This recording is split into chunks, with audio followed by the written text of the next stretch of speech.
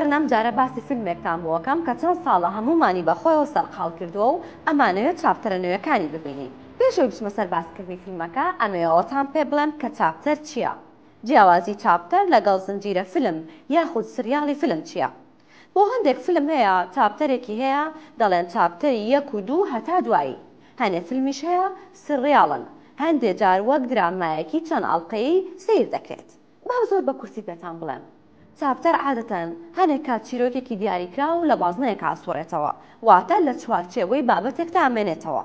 بەڵام زنجیرە هەمیشە لە ئەبدەیدایە و گۆڕانکاری بەسەر چیرۆکەکەدا دێت و زۆر جار سەرچاوی چیرۆکی نێدێتە ناوە و بە دوایدا دەڕۆین.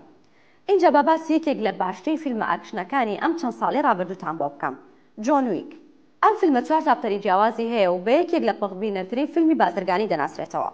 چەندە خەڵکی لەبەر چیرۆکەکەی بینەری دەبن، چونکە خۆتان دەزانن بابەتی فیلمەکە کە باسی مافیا و شتانە دەکات لای خەڵکە ئاسایەکە جێی سەرنجە و خەڵکی زیاتر حەزیرێتی. بەڵام دوو هێندەی چیرۆکەکە بینەرەکانی ئەم فیلمە کیانۆ ڕۆڤیزیان زۆر خۆش دەوێت و لەبەر ئەو سەیری دەکەن. چاپتەری یەکەم تێچووەکەی 20 بۆ 30 میلیۆن دۆلاری تێچووە، داهاتەکەی 87 میلیۆن دۆلار بووە. بودجەی چاپتەری دووەمی 40 میلیۆن دۆلار بووە، بەڵام داهاتەکەی بەرز بووە بۆ 171.5 میلیۆن دۆلار. چاپتەری سێم تێچووەکەی 75 میلیۆن دۆلار بووە، بەڵام لەم چاپتەرەیانە داهاتەکەی بەرز بووە بۆ 4 هێندەی چاپتەری یەکەم.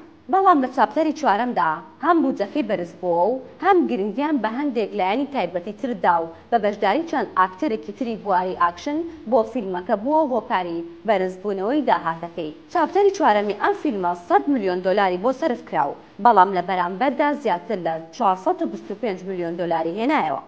بینەر هێشتا داوا لە دەرهێنەری فیلمەکە چارلز تاونسکی دەکات کە چاپتەری نوێیان دەوێت. دەزانن گرێبەستی کیانۆ ڕێڤز لە چاپتەری چوارەمدا چەند بوو؟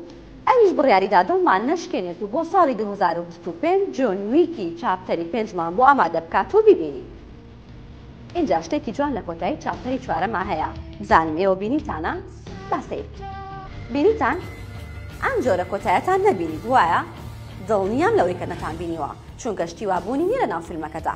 وەگەوەی کە ئێستا ئاوا باوە هەوادارانی فیلمەکە خۆیان بە بیر و ڕای خۆیان دیمەنێک یاخود چەند دیمەنێک لە فیلمی دڵخوازی خۆیان دروست دەکەن و بڵاوی دەکەنەوە. زۆرجا بە VFX دەیکەن، تەنها بۆ هاندانی دەرهێنەرەکەیە بۆ بەردەوامی و بەرهەمێکی تر.